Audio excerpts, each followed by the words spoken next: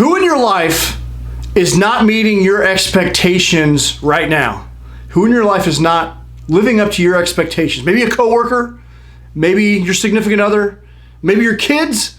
I got 3 teenagers right now. Sometimes they don't live up to my expectations. I expect them to make that bed, right? And they don't do it. It pisses me off. What expectations do you have of someone and they aren't living up to it? Think about it. We probably all have someone in our life. They're not showing up like you want them to be. What are the feelings associated with that? They're probably not positive, right? It can be blame, it can be just maybe resentment, some anger, and it can be destructive. It can be destructive to a relationship. Who's someone you need to have a tough conversation with because their expectations aren't being met? Hi, I'm JT, your high performance coach, leadership speaker, and today I want to talk to you about expectations versus agreement. And I wish someone would have taught me about this earlier in my life. It would have saved me a lot of heartache and grief in my life. I've had a lot of relationships or work situations where expectations weren't met, and I was upset. And I wanted to blame people, and I was aggravated at them. They weren't stepping up. But when I look back, it's like I didn't have a good agreement. Like, they can't read my mind, and I didn't clearly articulate. And when you have an expectation of someone, just think about it. If someone has an expectation of you, it doesn't feel good, right? It's like we naturally rebel against expectation. But if we have an agreement, we want to honor our word. And so having that tough conversation and coming to an agreement is very powerful. We're going to talk about that today. So we have 2 choices in how in our interaction relationships with people. We can live off of expectations or we can live off agreements. Let's talk about expectations. An expectation is when you have a strong belief that something will happen.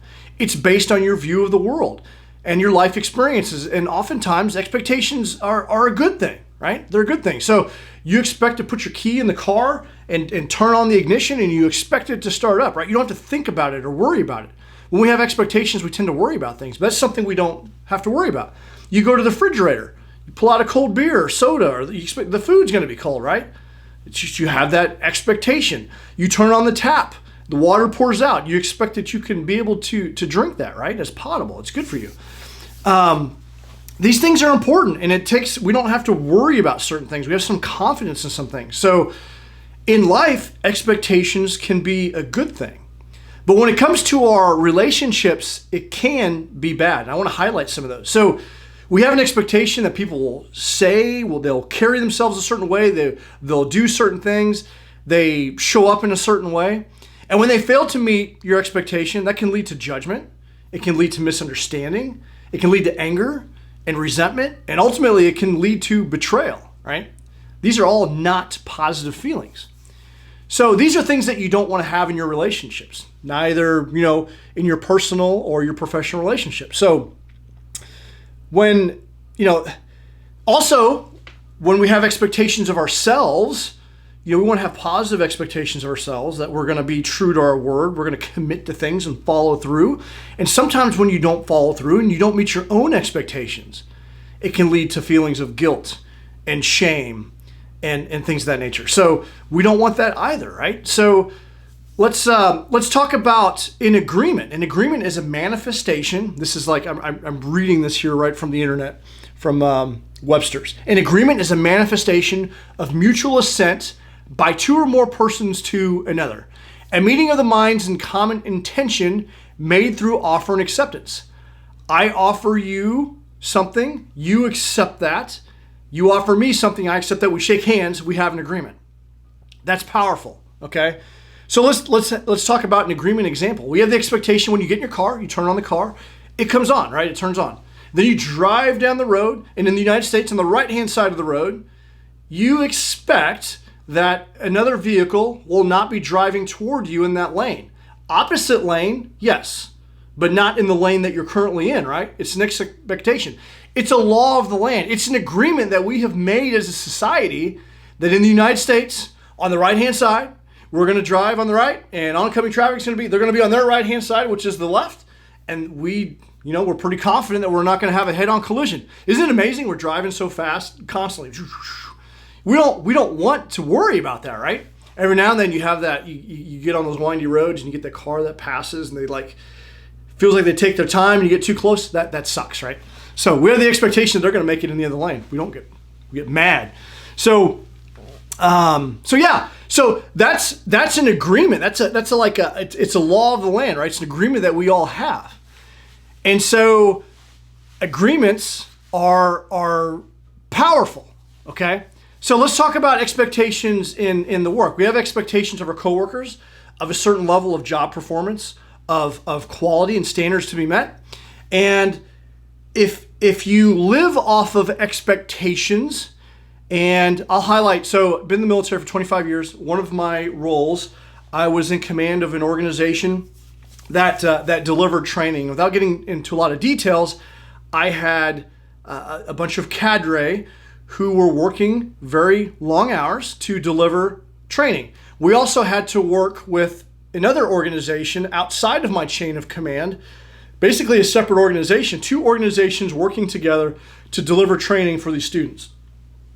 And there's some challenges with that. One organization delivered the classroom portion. The other organization delivered the field training and the craft and the soldiering aspect of it. And we had to work together in order to deliver that training. We would have leaders come down and review the training. We would invite them out to see the training that we were doing.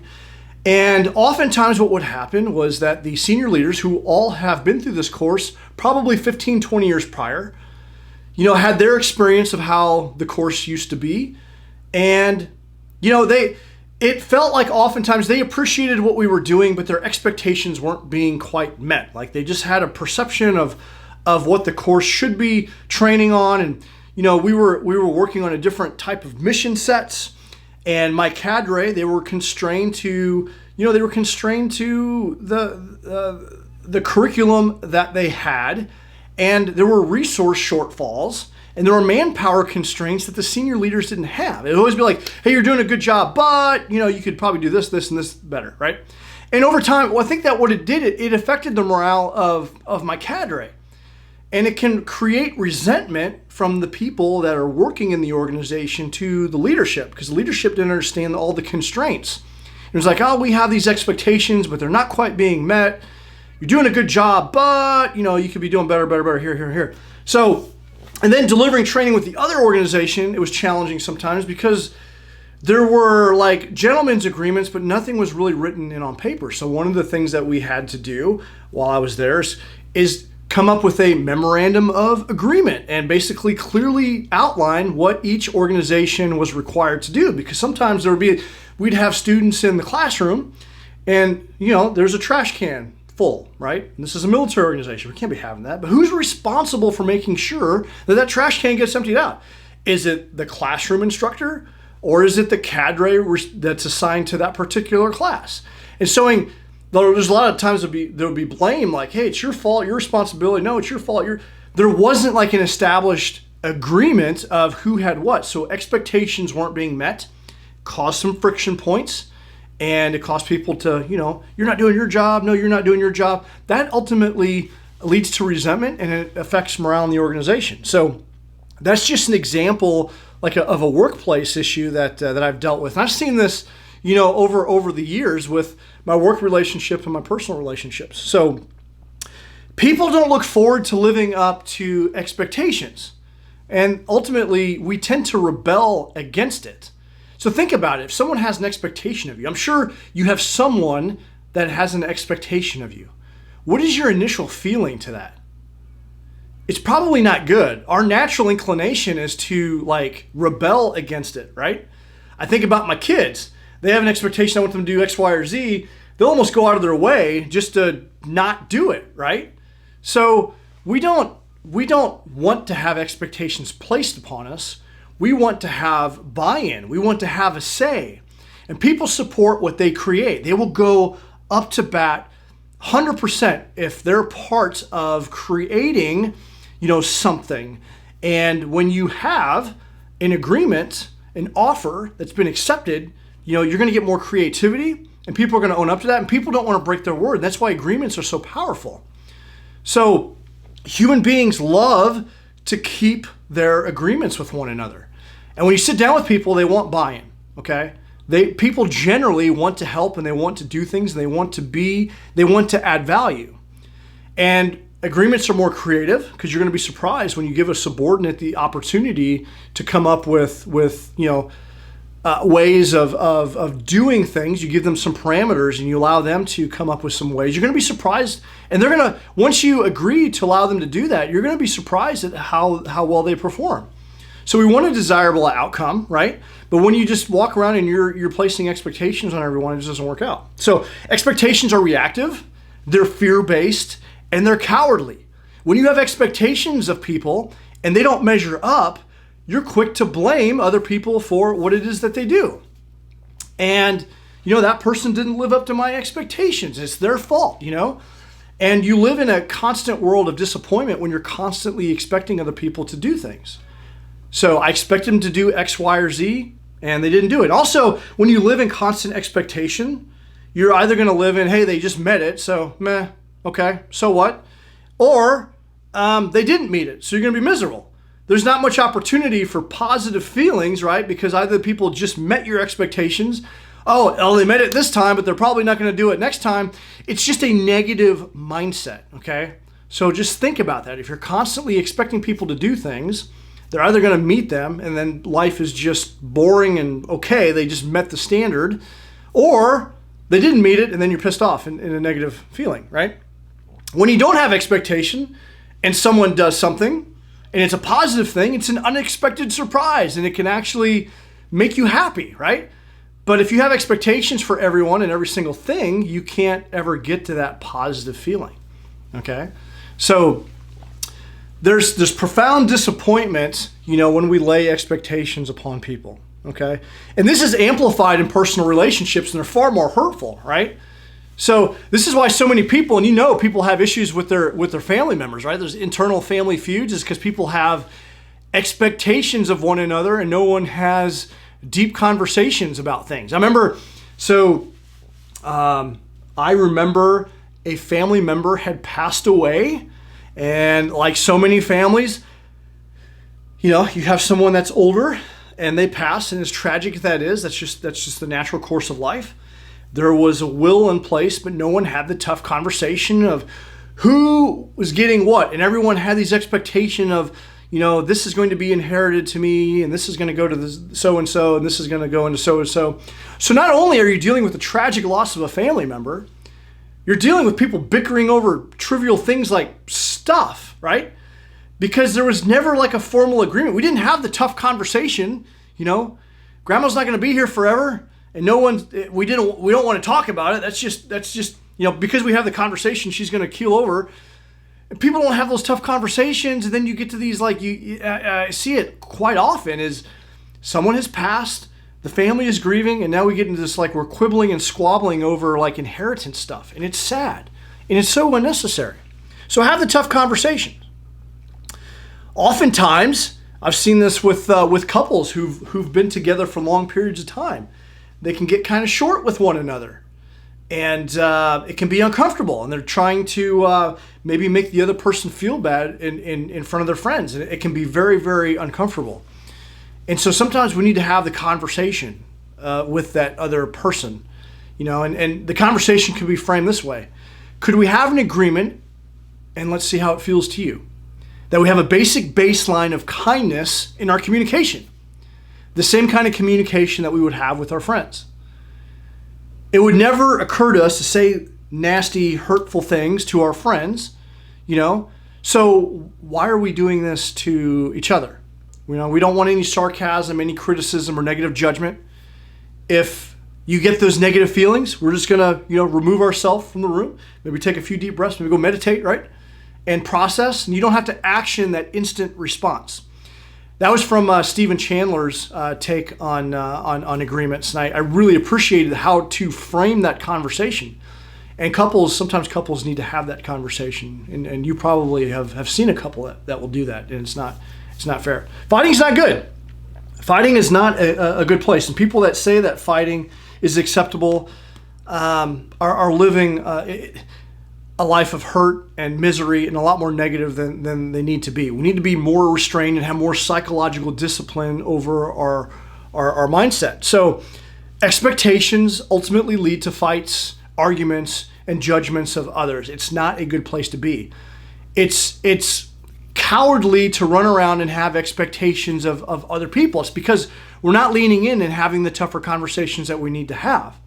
So, when we live in a world of expectation, you're going to be constantly in a state of disappointment and judgment, and it's just a negative mindset, okay? Agreements dissolve assumptions and any expectations. They require that you're clear and concise about what it is that you want from someone, that you extend that offer, and then you get buy-in from the other person. So what is it that you specifically want? How do you want it? When do you want it? And the more details that you have in the agreement, the less will be left up to assumption and interpretation, and it dissolves any form of expectation. And remember, humans don't like breaking their agreements. People will keep their word, but they will rebel against expectation. Okay? So people who have expectations expect other people to make them feel the feeling that they expect.